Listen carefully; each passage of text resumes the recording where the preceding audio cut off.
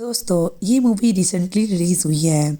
इसकी कहानी दिल को झंझोड़ देने वाली है और साथ ही साथ ये मूवी सच्ची घटना पर आधारित है। कहानी की शुरुआत होती है बुलंदशहर से, जहाँ पर हम देखते हैं कि जिमली अपने साथ वाली लड़की रूहानी को ढूंढ रही है। दोनों यहाँ पर लुका छुपी खेल रहे थे और तभी जिमली ने एक आवाज़ सुनी कि रूहानी को ज़बरदस्ती गाड़ी में बिठाकर ले जाने लगे हैं।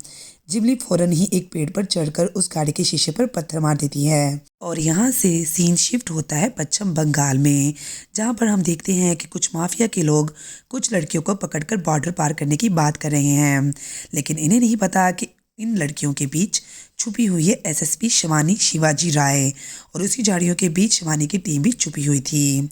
जैसे ही वो आदमी शिवानी के पास जाते हैं, वो उस आदमी पर हमला करती है और शिवानी की एक आवाज़ पर उसकी टीम भी वहाँ पर आ जाती है। उन आदमियों को गिरफ्तार करके उन सभी लड़कियों को रिहा करवा लिया जाता है। वहाँ से शिवानी जब अपने ऑफिस पर आती है तो उसे उसके सीनियर्स अपने पास बुलाते हैं।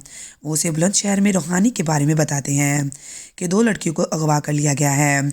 उनमें से एक है रूहानी। रूहानी के पिता बड़े बिजनेसमैन हैं और वो चाहते हैं कि उस केस को तुम ही हैंडल करो। इसके लिए तुम्हें बुलंदशहर जाना होगा और उसी के लिए शिवानी वहाँ पर पहुँच जाती है। वो वहाँ पर हर एक चीज़ को देखती है जहाँ से उन दोनों लड़कियों को उठा लिया गया था। वो एक एक मोमेंट को देखकर सब कुछ समझ आती है कि यहाँ क्या हुआ है। वहाँ पर शीशे के टूटने के टुकड़े भी पड़े हुए थे। इसका मतलब साफ था कि जिमली रूहानी को बचाना चाहती थी और उन 2 आदमियों की नज़र जब जिमली पर पड़ गई तो उन्होंने उसे भी उठा लिया। सारा पैटर्न जानने के बाद ये बात साफ हो चुकी थी कि उन लोगों ने लड़कियों को पैसों के लिए अगवा नहीं किया था, नहीं तो अब तक किडनैपर्स का काल आ चुका होता।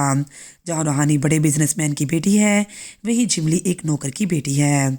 शिवानी ने रूहानी के पेरेंट्स से कहा कि हमें कुछ ऐसा करना होगा कि किडनैपर्स का काल खुद ब खुद आ जाए, हमें इन्हें पैसों का लालच देना होगा। रूहानी के पेरेंट्स अपनी बेटी के लिए कितना भी पैसा देने के लिए तैयार थे और इसी के लिए शिवानी एक वीडियो जारी करती है कि जिमली और रूहानी नाम की 2 लड़कियां गायब हैं और जो भी इन्हें वापस लाएगा इसे 2 करोड़ रुपए इनाम दिया जाएगा। ये न्यूज़ किडनैपर देख लेते हैं। अब उन्होंने जिमली और रूहानी को लाखों में अगवा किया था और 2 करोड़ सुनकर उनके मन में लालच आ जाता है, लेकिन उनके मन में ये भी डर था कि कहीं लड़कियां अम्मा के पास ना पहुंच गई हों।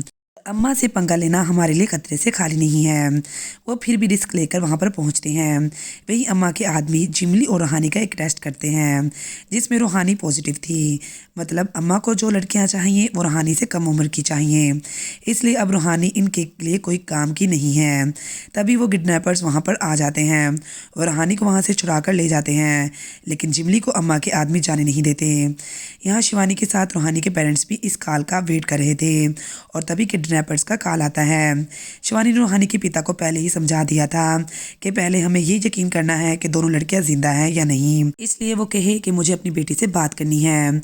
वो जहाँ से कॉल कर रहे थे वो एक लैंडलाइन नंबर था और इनकी लोकेशन दिल्ली बता रही थी और फिर रूहानी के पिता से रूहानी की बात कराई जाती है। इसके बाद शिवानी भी प्लान बनाती है कि जब वो किडनैपर्स रूहानी को लेकर पैसे लेने आएंगे तो हम इन्हें पकड़ लेंगे और सब लोग किडनैपर्स के बताए हुए पते पर पहुंचते हैं।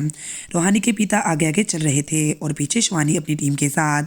किडनैपर्स वीडियो कॉल पर रूहानी को दिखाते हैं, इस प्लेटफॉर्म पर हम खड़े हैं और आप बैग इस चेयर पर रखते हैं। शिवानी ने अपनी टीम को कहा कि जल्दी से इस जगह पर पहुंचो, लेकिन किडनैपर्स ने बहुत बड़ा खेल खेला। वो पैसों से भरा बैग ले गए और रूहानी की वीडियो कॉल अभी भी चल रही थी, लेकिन इस जगह पर कोई भी नहीं था क्योंकि वो वीडियो पहले ही से दूसरे फ़ोन में बना ली गई थी और रूहानी के पिता को बेवकूफ़ बनाया जा रहा था। दरअसल वो रूहानी को लेकर यहाँ आई ही नहीं, उन्होंने इसे अपने अड्डे पर ही रखा हुआ है। वहाँ जब वो किडनैपर्स बैग लेकर भाग रहे थे तो शिवानी के साथ ही फातिमा नाम की कांस्टेबल इन्हें देख लेती है। वो इन्हें रोकने की कोशिश भी करती है, लेकिन वो इसे जख्मी कर कर वहाँ से भाग जाते हैं। लेकिन इनमें से एक किडनैपर्स को शिवानी पकड़ लेती है। मारपीट कर कर इसे पूछताछ की जाती है तो वो आदमी अम्मा के बारे में बताता है कि वो किस तरह लड़कियों को पकड़कर अम्मा के पास भेजते थे। पहले तो इन्हें एक लड़की का 1 या 2 लाख मिलता था, लेकिन इस बार अम्मा ने पूरे 10 लाख दिए, वो भी एक लड़की का, और 2 करोड़ के लालच में इन्होंने अम्मा के पास से रूहानी को फिर से पकड़ा। लेकिन ये सब प्लान मेरे बॉस का था। इसे जुए की बहुत बड़ी लत है और वो सारे पैसे जुए पर ही उड़ा देता है और फिर शिवानी सारे जुए के अड्डों पर जाती है। इन्हें बताती है कि ये सीरियल नंबर वाली नोट अगर आपके पास आए तो मुझे फ़ौरन इतला दे दें। दूसरी तरफ हम अम्मा को देखते हैं जो कि एक बहुत बुरी औरत है। इसे इसके आदमी का कॉल आता है। वो बताता है कि रूहानी हमारे हाथ से निकल गई है, लेकिन जिमली अभी भी हमारे पास है। अम्मा ने कहा कि रूहानी को ख़त्म करना होगा, नहीं तो हमारे बहुत सारे राज खुल सकते हैं और जिमली को तो तुम मेरे पास ले आओ। दूसरी तरफ हम देखते हैं कि शिवानी का हस्बैंड इसे कितने दिनों बाद मिलने आया था, लेकिन तभी इसे एक कॉल आती है। इसे अम्मा के बारे में कुछ पता चला था, इसलिए वो अपने हस्बैंड के साथ 5 मिनट भी नहीं रुक पाती और इसे अपनी ड्यूटी पर वापस जाना पड़ता है। अब शिवानी फातिमा को अपनी टीम में ले लेती है। ये इसलिए क्योंकि इसने किडनैपर्स के चेहरे देख लिए थे और वो अपना काम भी बड़ी ईमानदारी से कर रही थी। शिवानी को यहाँ पर यह भी पता चलता है कि 3 महीने में 93 लड़कियां गायब हो चुकी हैं और ये रिकॉर्ड बहुत हैरानकन था। और फिर शिवानी को वहाँ से किडनैपर्स के बारे में पता चलता है। वो अपनी टीम के साथ इन्हें फॉलो करती है, लेकिन इन्हें लग रहा था कि इन लोगों ने रूहानी को यहाँ छुपाया होगा, लेकिन वो तो यहाँ किसी को मारने आए थे। इस आदमी का नाम रमर्जन था। इससे पहले कि वो किडनैपर्स रमर्जन को कोई नुकसान पहुँचाते, शिवानी की टीम इन दोनों आदमियों को ख़त्म कर देती है। इस बात से रमर्जन बहुत खुश होता है। इसने कहा कि मैंने सुना था कि पुलिस हमेशा देर से पहुँचती है, लेकिन आज ऐसा नहीं हुआ। और शिवानी को पता चलता है कि रमर्जन एक ट्रस्ट चलाता है। वो इस ट्रस्ट के अंदर इन गरीब भिखारियों को रेस्क्यू करता है और इनकी हेल्प करता है। इसे इन लोगों से बहुत सारी धमकियां भी मिलती रही हैं, लेकिन वो इनकी बातों पर ध्यान ना देकर अपना काम करता है। शिवानी इसकी इन बातों से काफ़ी मुतासर थी, इसलिए रमर्जन से कहा कि वो भी इसकी हेल्प करे ताकि वो अम्मा को पकड़कर इसे एक्सपोज कर सके, और इसके लिए रमर्जन राज़ी हो जाता है। फिर शिवानी रमर्जन के साथ मिलकर कई सारी अड्डों पर रेड मारते हैं, और ये सब बेगर्स अड्डे थे जहाँ से कितनी लड़कियों और लड़कों को रेस्क्यू किया जाता है, लेकिन जिमली और रूहानी का अभी तक कोई भी पता नहीं चला था। इसलिए शिवानी के सीनियर्स इस पर गुस्सा करते हैं कि तुम्हें रूहानी पर फोकस करना चाहिए, ना कि अम्मा पर। दूसरी तरफ हम शिवानी के हस्बैंड को देखते हैं। जब वो वॉशरूम से आया तो इसे लगा शिवानी बेड पर लेटी हुई है। इसने शिवानी को आवाज़ लगाई और देखा तो वो अम्मा थी। दरअसल वो शिवानी के घर तक पहुंच चुकी थी। इसे पता चल चुका था कि शिवानी इसे ढूंढ रही है, इसलिए वो खुद ही इसके घर पहुंच गई। फिर हम देखते हैं कि कुछ देर के बाद शिवानी अपने घर पहुंचती है। इसे एक कॉल आती है कि एक औरत तुम्हारे घर का पता पूछ रही थी, और शिवानी ने देखा कि अम्मा वाकई इसके घर के अंदर थी। अम्मा ने शिवानी को बताया कि जब वो बहुत छोटी थी तो कुछ लोग मुझे उठाकर ले गए थे, और तब मैंने सोच लिया था कि मेरी किस्मत बदलने वाली है। इन लोगों को पुलिस ने रोका, लेकिन इन आदमियों ने इस कांस्टेबल को 500 रुपये दिए और मुझे ले गए। तब से मुझे पुलिस वालों से नफरत है। शिवानी इससे वार्न करती है कि वो इसे एक्सपोज करके ही रहेगी और इसे पकड़कर हवालात में डालेगी। अम्मा ने कहा कि मुझे बाद में पकड़ लो, पहले अपने शोहर को तो बचा लो। शिवानी फ़ौरन अपने बेडरूम में जाती है तो देखती है कि इसका हस्बैंड बेहोश पड़ा है। वो फौरी तौर पर इसे अस्पताल ले जाती है और वहाँ इसे इमरजेंसी में रखा जाता है। तभी शिवानी को एक जुए के अड्डे से कॉल आती है कि एक आदमी ने इसी सीरियल नंबर वाले नोट हमें दिए हैं। इसलिए शिवानी रामर्जन के साथ और फातिमा को लेकर इस अड्डे में पहुंचती है। शिवानी अपनी टीम को भी कॉल करती है, लेकिन इनको आने में वक्त लगने वाला था और रूहानी इन किडनैपर्स के साथ अंदर है, इसलिए वो अपनी टीम का इंतज़ार नहीं कर सकती थी। वो फातिमा के साथ इस जुए के अड्डे में जाती है, लेकिन फातिमा को देखकर वो किडनैपर समझ आता है कि वो एक पुलिस वाली है और इनके दरमियान गोलियाँ चलना शुरू हो जाती हैं। फातिमा के पैर पर गोली लग जाती है और शिवानी अभी भी किडनैपर के साथ लड़ रही थी। वैसे ही रमर्जन इस कमरे के अंदर जाता है जहां एक आदमी रूहानी को लेकर मौजूद था। वो इस आदमी को जान से मार देता है और रूहानी को चुप करने को कहता है। रूहानी इसके पास बैठ जाती है क्योंकि इसे लगता है कि रमर्जन ने इसकी जान बचाई है।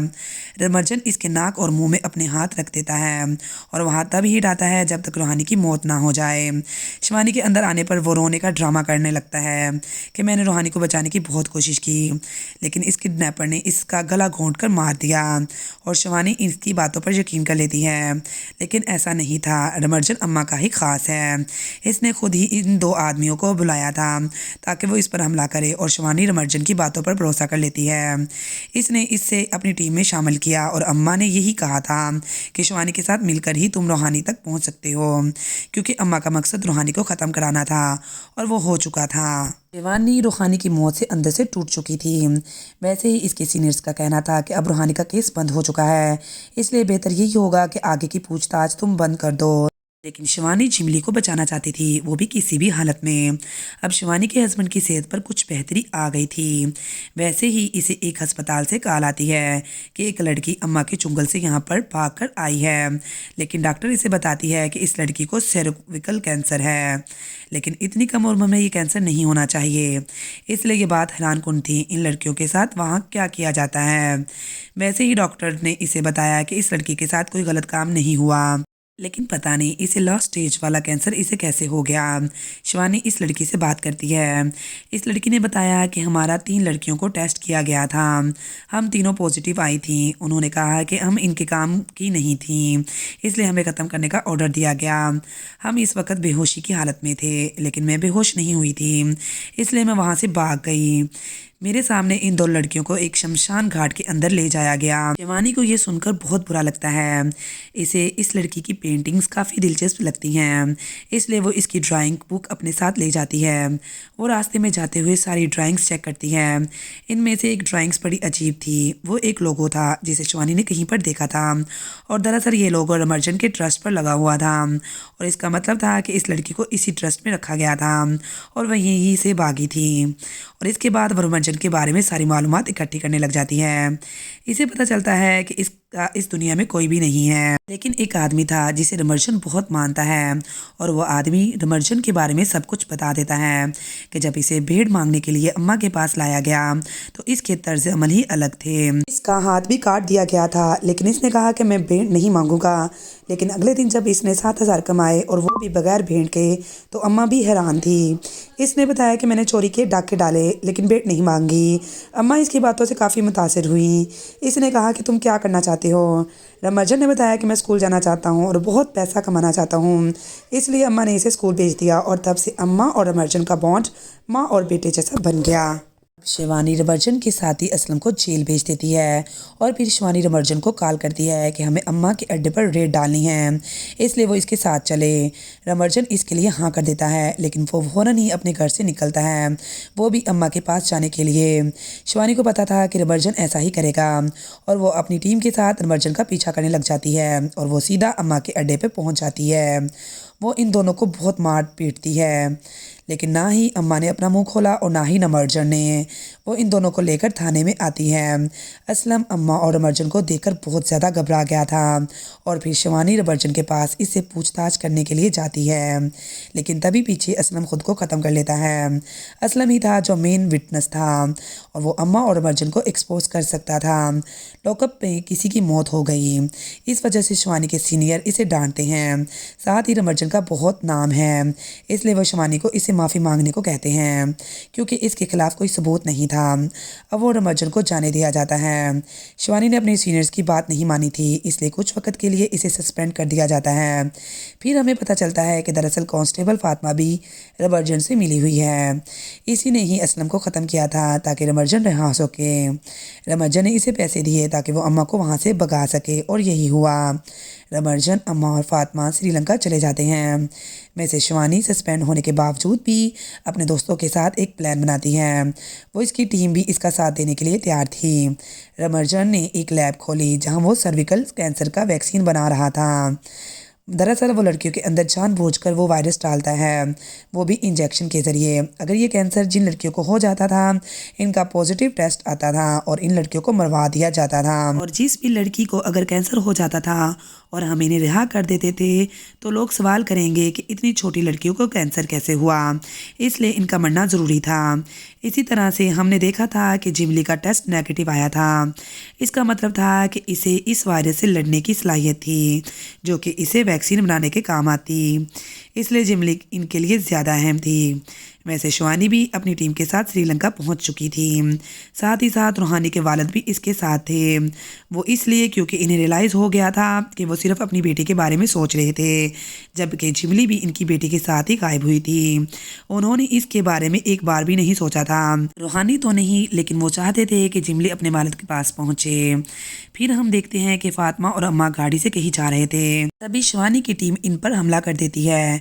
और फिर हमें ये पता चलता है कि फ़ातिमा शिवानी से मिली हुई है। शिवानी ने ही फ़ातिमा से कहा था कि वो रमर्जन से झूठ कहे कि इसने ही असलम को ख़त्म किया है, लेकिन ऐसा नहीं था। असलम ने खुद ही अपने आप को ख़त्म किया था और शिवानी के कहने पर ही फ़ातिमा रमर्जन के साथ श्रीलंका आई ताकि वो इनके सारे राज, सारे अड्डे जान सके। अब अम्मा को गिरफ्तार कर लिया जाता है और शिवानी रमर्जन के पास पहुंचती है। वो इसे कहती है कि अगर तुम्हें अम्मा चाहिए तो सारी लड़कियों को रहा करना होगा और इसके लिए रमर्जन मान जाता है। इन्हें बताया जाता है कि इस टाइम वो लड़कियों को लेकर आएगा। शिवानी जब अपनी टीम के पास पहुंचती है तो अम्मा ने इसके एक आदमी को पकड़ लिया था और इस आदमी को बचाने के लिए शिवानी अम्मा को जान से मार देती है। लेकिन अब रमर्जन को ये बात पता चली कि अम्मा को मार दिया गया है तो वो लड़कियों को वापस नहीं करेगा, इसलिए वो अपनी टीम से कहती है कि अम्मा का इस तरह से मेकअप करे कि लगे हुए कि जैसे वो सो रही है। और फिर रमर्जन ट्रक में लड़कियों को लेकर आ जाता है। यहाँ रमर्जन को फ़ातिमा की सच्चाई भी पता चल चुकी थी। रमर्जन ने कहा कि मुझे सबसे पहले अम्मा से मिलना है और फिर शिवानी अम्मा को व्हील चेयर में बिठाकर रमर्जन के आदमियों की तरफ भेजती है।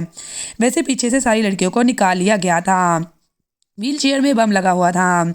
जैसे ही वो व्हील चेयर रमर्जन के आदमियों के पास पहुंचती है, इसके सारे आदमी ख़त्म हो जाते हैं और सभी लड़कियों को इंडिया बेच दिया जाता है। साथ ही साथ रमर्जन को भी लाया जाता है और इसकी बॉडी में वही वायरस डाला जाता है जिससे वो बुरी तरह बीमार पड़ जाता है और बस मरने का इंतज़ार करता है। वैसे जिमली वापस अपने वालिद के पास पहुँच चुकी थी और शिवानी के सीनियर्स इससे माफ़ी मांगते हैं और इसकी जॉब इसे वापस मिल जाती है। शिवानी ने सीनियर से कहा कि मैं ऐसे प्रेशर में कभी भी काम नहीं करूंगी, मुझे अपनी स्पेशल टीम चाहिए और इसके सीनियर्स इसके लिए मान जाते हैं और इसी के साथ ये कहानी यहाँ पर ख़त्म हो जाती है। तो दोस्तों, आपको मेरी मूवी की एक्सप्लेनेशन कैसी लगी? अगर आप एक्सप्लेनेशन अच्छी लगी है तो प्लीज़ मेरे चैनल को सब्सक्राइब कर लीजिए। शुक्रिया।